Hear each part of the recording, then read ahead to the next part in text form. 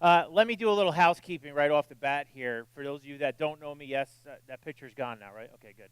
I'm Pastor Nick Daleo from Bayside Chapel. I have a very long history with the very beginnings of your church, of Wellspring Church. As a matter of fact, in the early stages of it, Pastor Jason and I have been in ministry now for since he came to Bayside, so probably 9 years now. We've been in ministry together. From its very first inception, when Bayside had the dream to plant a church, and Pastor Jason took on that responsibility. We were meeting about this, and I was helping him. I'm the graphics designer over there, and so if you love the Wellspring logo, I did it. If you think the Wellspring logo looks like an upside-down transformer thing, Pastor Jason told me to do it. So we'll just leave it at that. No, but it's an honor to be here. You know, I haven't been here to preach since last year, and it's not that I forget, but I forget how much work actually goes into this church. So I just want to take a minute to remind you guys that there is the amount of volunteers and the amount of things that happen to make this place so comfortable for you to eliminate distractions week in and week out, early mornings. I am just so impressed with everything from the worship team to the greeters to the sound people, parking lot. I'm sure I'm missing a whole bunch, but I am thankful that I was in the early stages, the early part of when this whole thing was conceived, and then watching it play out now week in and week out, and the amount of work that goes into getting Wellspring up and running every week with nothing more than a focus of loving on this community, all for the glory of God. So thank you very much for being a part of that. We are kicking off a new series. I have the honor of doing that this week, as Graham mentioned. It's called Quenched. So I figured we'd start out by talking about if you're what are some of the reasons. Let's just take our bodies for example. What are some of the reasons that we're always thirsty? Why would you be thirsty? I think there's two main factors of why we're thirsty all the time. Number one is we don't drink enough water. So statistics show that you're supposed to drink half of your body weight in water. So for me, that's none of your business for me. You figure out your own. But that's a lot of water. So most likely, we're in the habit of not drinking enough water. The other reason is the things we put into our body that deplete us of water. You know, I made a list because I looked up.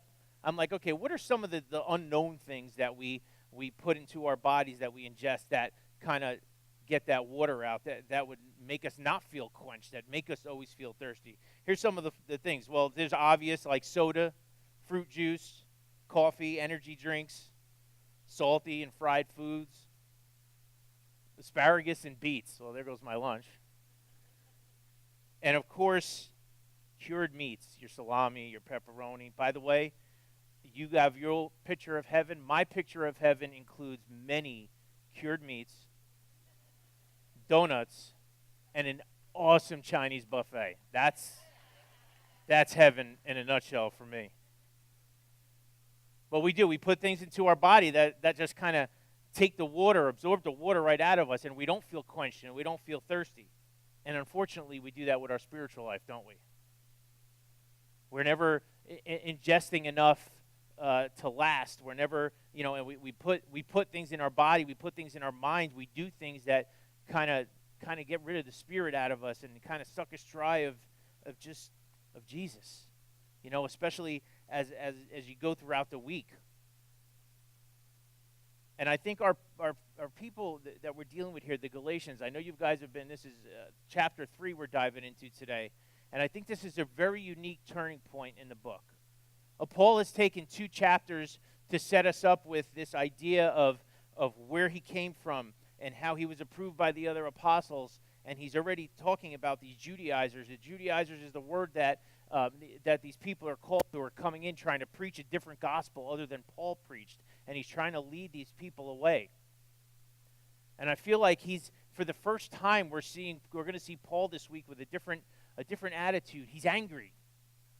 He's angry because his friends, these people that he's poured into, they're kind of turning away from what they know to be true.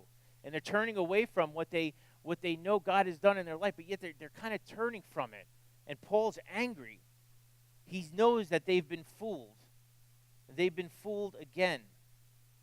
So today, I want to look at two different ways of how we could not get fooled again. What can we do to prevent ourselves from being fooled again into thinking that we need to go and follow another gospel that isn't the gospel of Jesus Christ? What is it that we can do to protect ourselves so that we don't get thirsty along the way? What is it that we can do so we don't end up like them, following a gospel that isn't real, following a gospel that quite honestly is just too hard and that nobody can follow, but yet we do it all the time? I want to just take one verse to start off with today. If you have your Bible or you use the app or you don't do anything but read the screen, it's totally fine. I'm going to read from this Bible this morning. There's something for me lately, and this is just a side note about actually when I read, I'm like you. I have the electronic version on my phone, and I love it. I probably go to that more times than ever. But I would just challenge you to once in a while just pick up the old paper copy, and there's something powerful about it. There's something about this word that just, man, you hold it. And today's passage is going to ring true for that, because in Galatians chapter 3, verse 1, Paul says right off the bat, "O foolish Galatians, who has bewitched you? It was before your eyes that Jesus Christ was publicly portrayed and crucified." Now that's pretty strong language right off the bat. "O foolish Galatians." He's calling them foolish. He set us up for 2 chapters talking about here's some of the mistakes you've made to get to this point, and now he's actually calling them foolish. And these Judaizers, they've come in, they're like pretend Christians. And it's funny because they kind of candy coat the gospel too. They're not saying, hey, Paul was wrong. Believe what we're telling you. They're coming in more of an attitude like, hey, Paul was good. And this gospel of Jesus Christ, it's good. But you need to do a little more. They're trying to tell them that they need to become Jews, and they need to become circumcised, and they need to eat the same way and eat, not eat meats, whatever rules the Jews follow. They basically tell them you need to believe in Jesus. Yeah, that's all good and well, but you need to do this as well. And they're going back to the law. They were freed from that bondage. They were freed from that law, and yet for some reason they're going back to that law. They've been fooled. They've been tricked. Paul, he says to them, who bewitched you? They were in bondage, and now they're no longer in bondage, and yet they go back to it. And this is funny because if you think about it, this comes right from the pit of hell. This is the devil's tactic. You know how we know that? If you know anything about the Bible, you know about Genesis, and you know what happened to Eve. What happened with Eve and the serpent? She was bewitched. She was tricked. The serpent didn't come in and say, hey, this is wrong, do it this way. What did he say? He said, did he really say that? He said, he tricked. He worked his way in to get her to do something she knew she wasn't supposed to do. It worked in the beginning of time. It worked throughout the Old Testament. It worked with our friends, the Galatians. And guess what? It still works for us today. We still do the same thing. We get tricked. We get bewitched, just like our friends here. Here's an easy way to spot when somebody's talking a gospel that is contradictory to the gospel of Jesus Christ. They all have one thing in common. The one thing all false gospels have in common is that they try to tell you that the work of Jesus Christ and the Word of God is not enough. They all have that in common. Every other religion, every other belief system tries to tell you that this isn't enough. So in order to not get fooled again, I want to look at 2 key words today.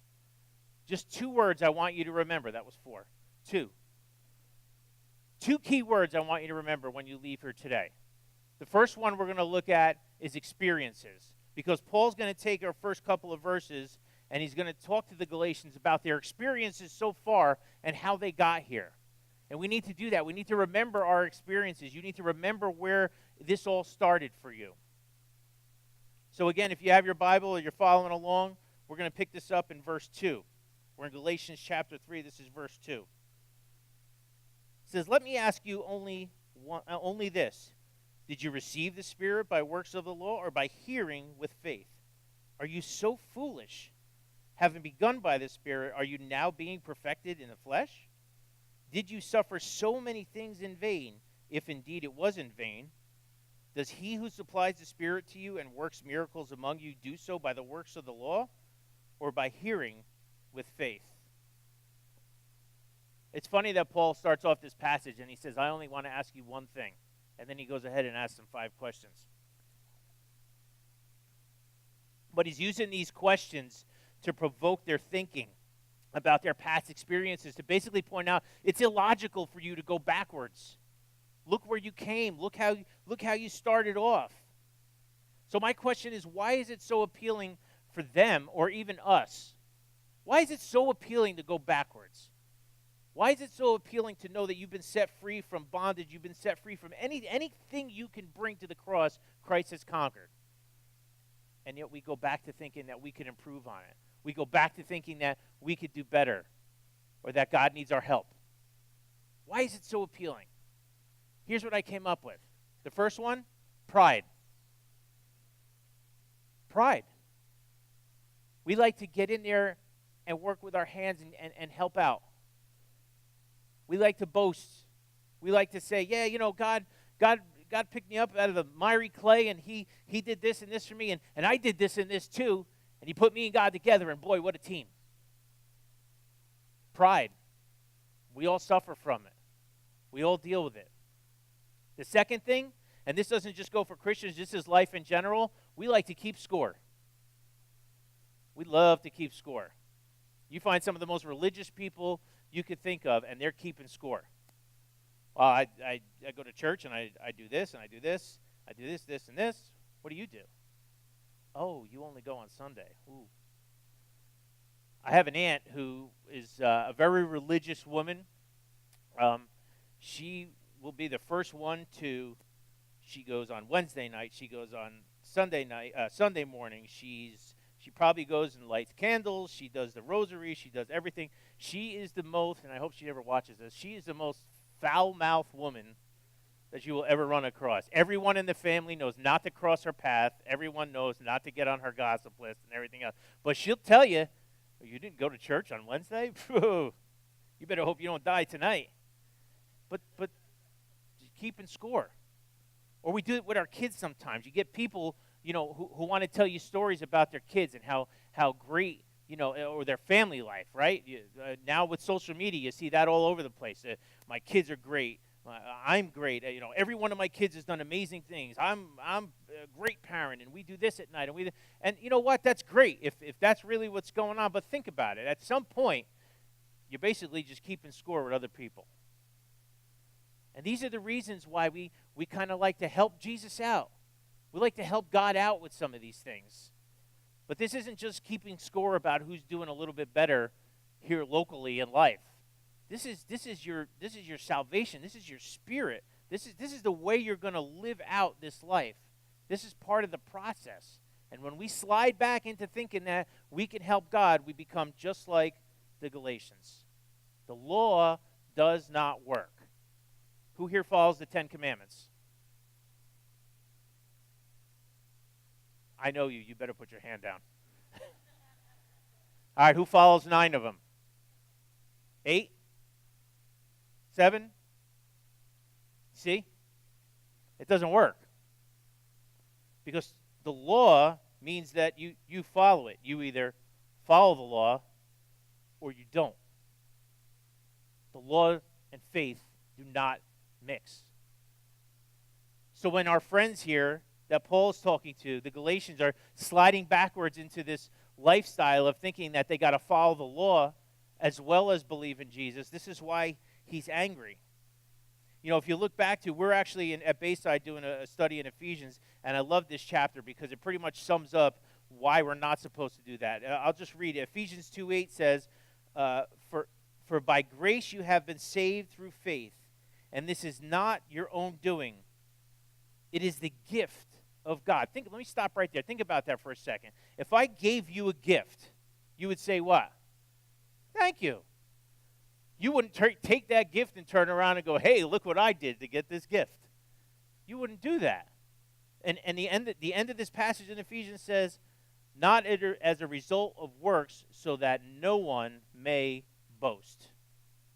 So that no one may boast. That's why it's given to you as a gift. That's why you don't have to work for it, because you might work more than I do, or I might work more than you do for it. It doesn't work that way. Law and faith don't mix. You can't just obey the law a little bit. Imagine getting pulled over by a police officer, and you turn around and you go, hey, I know I was doing this, but I wasn't doing this. It doesn't work. You either obey it or you don't. And these Judaizers, I mean, they were selling this gospel. I thought about that. Did these Judaizers do any miracles that Jesus did? Is their story proven at all? No. And this is one of the hardest things for people to realize about the gospel. It really is. It seems easy. It seems like this whole thing just seems too easy sometimes. Not life, but faith in Christ. It just seems too easy. So I just want to take a moment today. If you've been wrestling with this, or you've been struggling with this, or you're just here kind of toying around, or just checking out, what this gospel thing is, what Christ is all about, and you keep coming up with the same conclusion time and time and time again. You keep looking into it and going, I don't know, man, it just seems too easy. If you keep coming up to that conclusion that the gospel is too easy, then good, because you're finally getting it. It is that easy. Jesus tells us time and time again, his burden is light, yoke is easy. It's easy. It's easy. There's no reason to go back to doing a list of things. I got to do this, and then believe in Jesus. That's why Paul is angry here. Let's continue on in our story. Let's pick up in verse 6. Verse 6 says, just as Abraham believed God, and it was counted to him as righteousness. Know then that this is those of faith who are sons of Abraham, and the scripture, foreseeing that God would justify the Gentiles by faith, preached the gospel beforehand to Abraham, saying, in you shall all the nations be blessed. So then those who are of faith are blessed along with Abraham, the man of faith.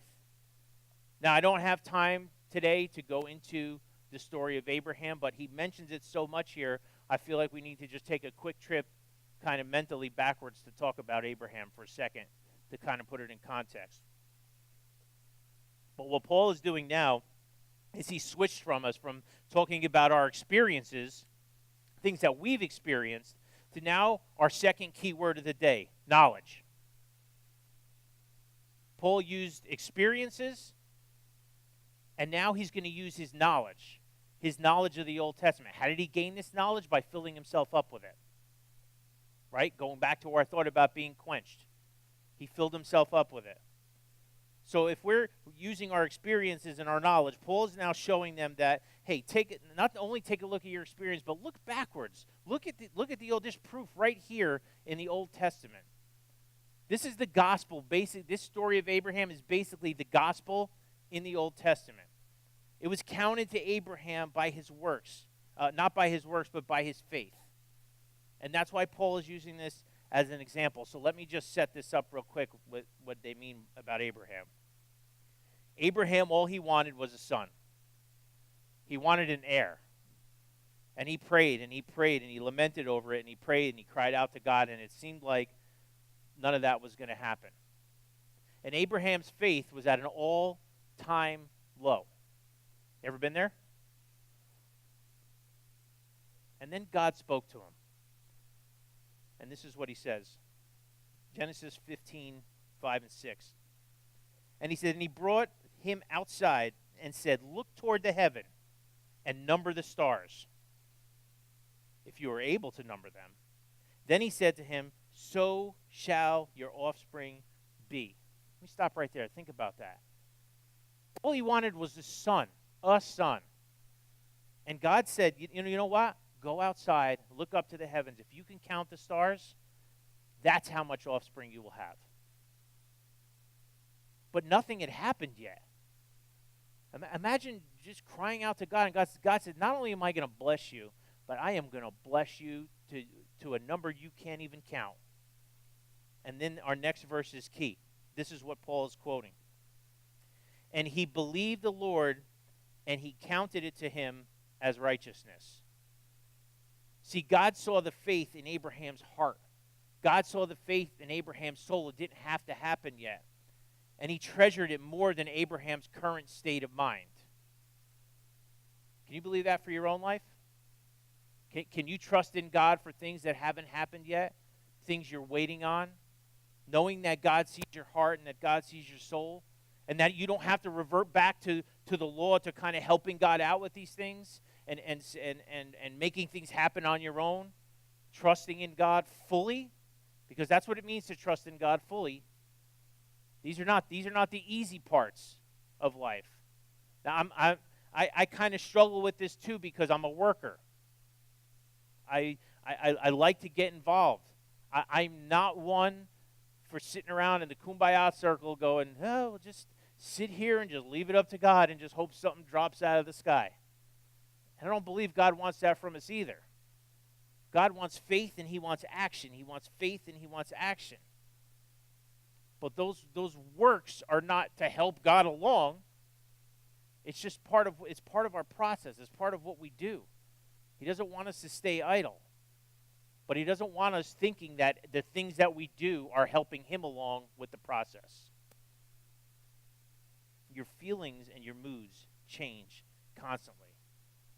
You know, there's a story that I can go on with for a long time, and some of you who came from Bayside will probably have heard this already, but just an example of how this happened in our lives, my wife and I. By the way, that's my wife sitting in the front row, the beautiful lady right there. 26 years married, a couple weeks. She doesn't like attention, so I normally don't do that, but since we're not at our home church. Yep. About when I came into ministry, I was started out part-time, and I felt God kind of called me to do that. And then at some point, we sat and we figured out that God was really calling me into full-time ministry.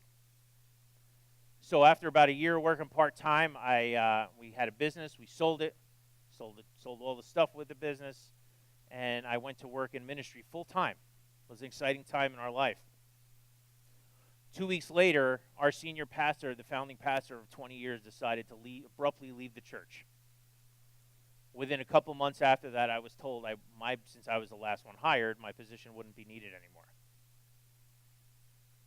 Talk about a punch to the gut. But God, we trusted you. We gave it all up, came to work in ministry full time, and here this happens. Now, this was a pivotal moment for us. I'm not patting ourselves on the back saying we were like, oh, yay, God's got this. We're good to go. We struggled. We cried. We talked. We got angry. We went through all the emotions. But I am so glad and so happy that God put such a love and direction in our heart at the time that our faith did not change. Not once did we look at each other and say, you know what, we're just giving this whole thing up. We knew God had something out there. You can't see it. We could not see it. We were about as far down as seeing it as you can, kind of like Abraham. But God kept us solid, and he said, I got something for you.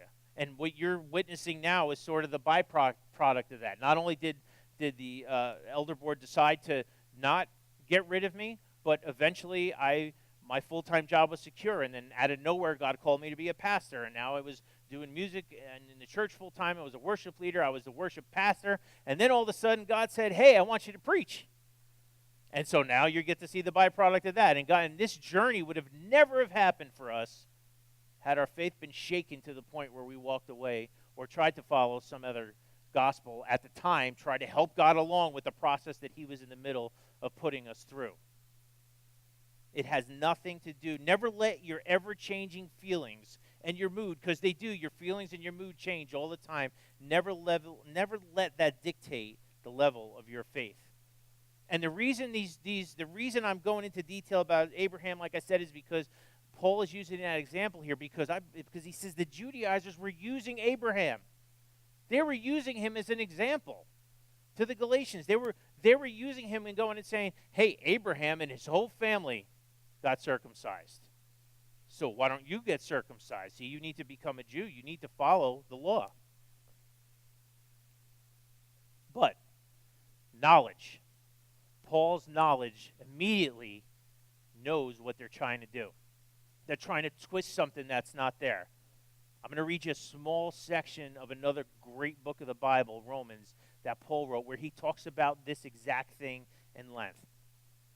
In Romans 4, 9 and 10, 9 says, so they're asking Paul about this Abraham thing. So Paul says, is the blessing then only for circumcised or also for the uncircumcised?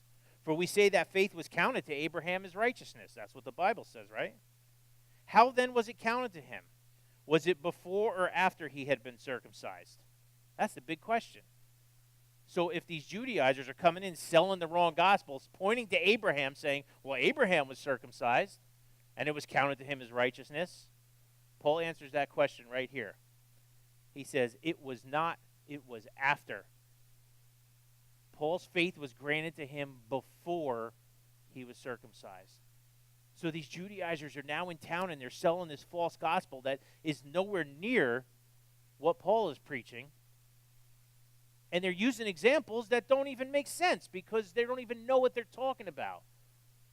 How do we know this? Knowledge. Experiences and knowledge. You want to stay quenched? Fill up. Fill up with God. Fill up with His Word. Pray. Let God pour into your life. Let that Spirit fill you. Look back at your experiences. See where God has taken you. Remember where this all started for you. We're going to read the end of our passage here. We're going to pick it up in verse 10. Verse 10 says, for all who rely on works of the law are under a curse, for it is written, cursed by everyone who does not abide by all things written in the book of law, and do them. Now it is evident that no one is justified before God by the law, for the righteousness shall live by faith. But the law is not of faith. Rather, the one who does them shall live by them. Christ redeemed us from the curse of the law by becoming a curse for us. For it is written, cursed is everyone who is hanged on a tree, so that in Christ Jesus the blessing of Abraham might come to the Gentiles, so that we might have the promised Spirit through faith. I think verse 13 is one of the most blunt and direct ways that the gospel is described. I got to read verse 13 again. I love that. It says, Christ redeemed us for the curse of the law by becoming a curse for us. For it is written, cursed is everyone who is hanged on a tree. I say you take the John 13 bumper sticker off your car and put that on as a bumper sticker and see what kind of looks you get. Hey, what's with the cursed is everyone on a tree sticker? Verse 13 says redeemed. The word redeemed here means to be set free. He's reminding them you've been set free from the law. And this is really, really interesting. Think about this. People don't usually walk away from Jesus. When people walk away from Christianity, it's usually not because of Jesus himself. I've never met anybody to go, oh, I used to be a Christian, but that Jesus, whew, I've never heard it. What do they walk away from?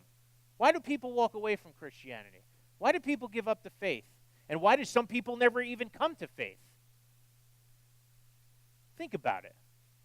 I know more times than not, it's because they think that Christianity is about a bunch of rules that you have to follow that they eventually realize really quick you can't follow. Nobody can. And that's why people walk away. Because sometimes I think we have to learn through our process how to explain the gospel correctly. That's why you guys have great classes here like Starting Point. You need to go back to the basics. Remember what we talked about earlier, your experiences. You need to add that all together. The gospel is not about doing works. The gospel is not about a book of laws. Yeah, the 10 Commandments are great. They're a guide, but they didn't work. Throughout history, they didn't work. If they worked, we wouldn't have needed Christ. He's quoting Deuteronomy 21 here when he says, a man who is hung on a tree is cursed.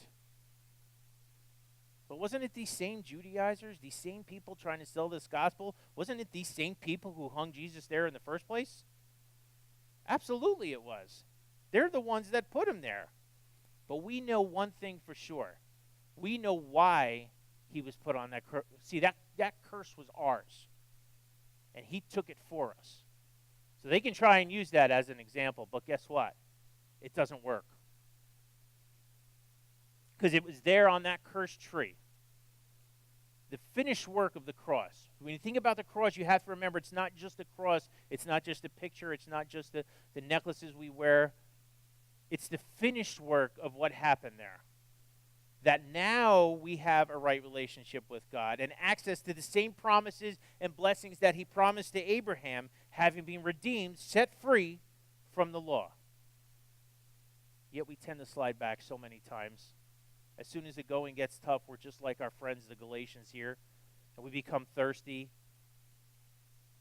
and we become tired because we're trying to do things we're just not supposed to do. We're carrying burdens we're not supposed to carry.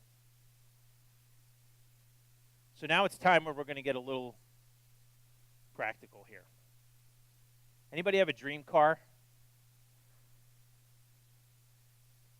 A car that you probably can't afford, or if you can, great. I'd like to be your friend when service is over. But what's your dream car? Shout it out. And don't give me no like one that was made a year ago. I'm talking real car. Anybody? What do you got?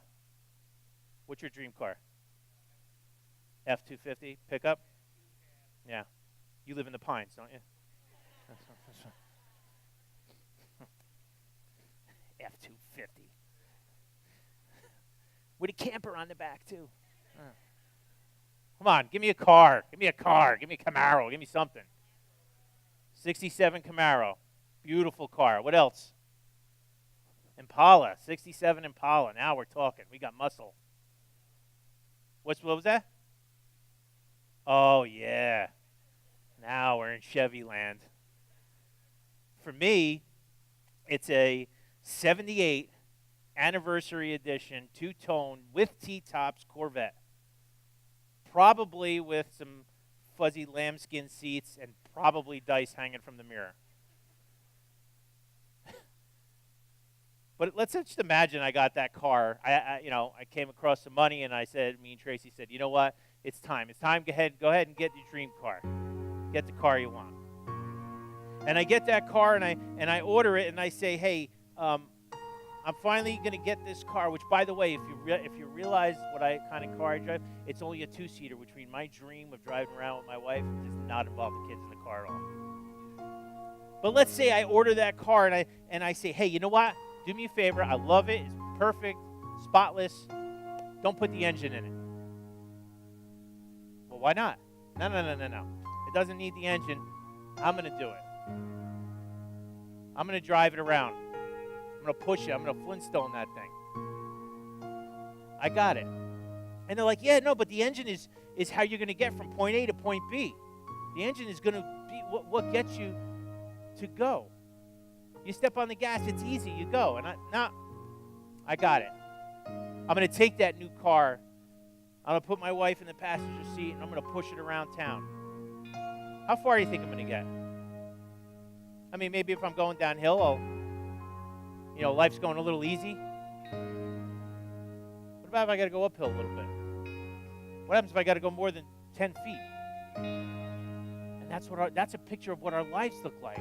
That's a picture of, God's the power, and yet we try and do it on our own. That's why Paul's so angry here. He's afraid he's afraid they're going to go back into a lifestyle like this where they're trying to do it on their own. God says no. The gospel says no. I got it. We're taught as Christians to bring it all to the cross, bring it all to the foot of the cross, right? not bring some and leave some. Bring it all. That's the gospel. It was all accomplished there. Take a trip with me real quick to that day. As we close out today, just mentally bring yourself there. Let's go to the cross together so we can see what this looks like. Let's go to the cross. Let's go and let's sit at the foot of the cross while Christ is hanging up there. And let's bring some stuff to him. So God, thank you for what you're doing. It looks that's great. I know you're taking on the sin and the punishment I should be getting. Thank you. And so I bring you. I want to be a better dad. So here, I'm going to bring that there. I'll tell you what though. You take 75. I'll take 25. Thank you. You take that. I'll take this. We'll work on it together. Or God, I'm struggling with addiction. I want to conquer this addiction, so I'm going to leave it here at the foot of the cross. And once again, thank you for what you're doing, but I'm gonna take some back. I'll take some back. I got this part. You take this, and I'll take that. God, I'm struggling. I'm struggling. I can't get out of this rut I'm in. I can't get a. Okay, God says, bring it and leave it right here. I've taken care of it all. What's the 3 words from the cross we rely on? It is finished. Leave it here. It's finished. That doesn't mean we leave it and then when times get tough, we turn around and we go back and we pick up a little more. You need to stay quenched. You need to stay filled. You need to look back at your experiences. You need to gain knowledge in Christ so you're stopped running back to the foot of the cross and picking up things that you should have left there a long time ago. You need to have a faith that's strong. You need to gain that knowledge so that your faith just isn't here on Sunday morning. And Wednesday comes and guess what? I'll take this back, God. What you did wasn't enough. I'll take it back. No, you need a faith that is not only strong on Monday, but it's thriving on Tuesday. And when Wednesday hits, it's even stronger. And when Thursday comes, you can't wait because you know Sunday's coming again. You're going to gather where you fit. That's the kind of faith that filling yourself up to be quenched with constantly brings. Filling yourself up with knowledge of God's word. Don't be like our friends here. Don't be like the Galatians where they keep slipping back and getting sold into something that they shouldn't be doing. Christ made this easy. The gospel is easy. And if you have no idea what I'm talking about today, I encourage you. There's a tent outside. Go and talk to somebody. There's people in the aisles. They would love to speak to you about the gospel of Jesus Christ and explain to you just how easy it is. Would you guys stand as we sing out about our great resurrected King this morning? So much for watching. If this was your first time with us, we hope you enjoyed that message. And if you call Wellspring Church home, different ways to give are listed in the video description below. And please subscribe to our Facebook, Instagram, and this YouTube channel to be kept up on all the newest content from Wellspring Church.